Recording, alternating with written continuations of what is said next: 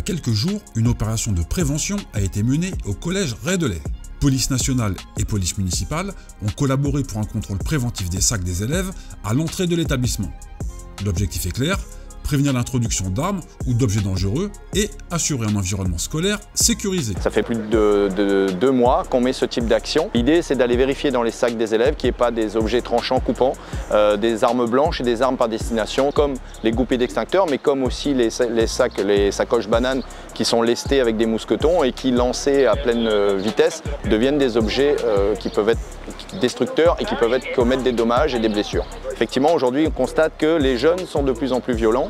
Je pense que le message commence à circuler pour les parents notamment, parce qu'il faut impliquer les parents aussi dans ce type d'action et de message. Vérifier ce qu'il y a dans le sac des enfants, c'est très important, je pense, d'impliquer les parents. La police a d'autres missions et qu'on devrait ne pas avoir à faire ça, tous vigilants ensemble pour la sécurité de tous, parce que c'est important. Ça n'est pas l'affaire que de la police, c'est aussi l'affaire de nous tous en fait. Chaque personne doit nous aider aussi dans cette lutte et les parents ont vraiment un rôle à jouer. Cette opération conjointe menée dans le cadre d'un GPO vise à rassurer les parents et à sensibiliser les élèves aux enjeux de la sécurité. Le maire est dans un objectif de sécurisation de tout le territoire et notamment des établissements scolaires. Elle engage sa police municipale auprès de la police nationale pour faire ce type d'opération.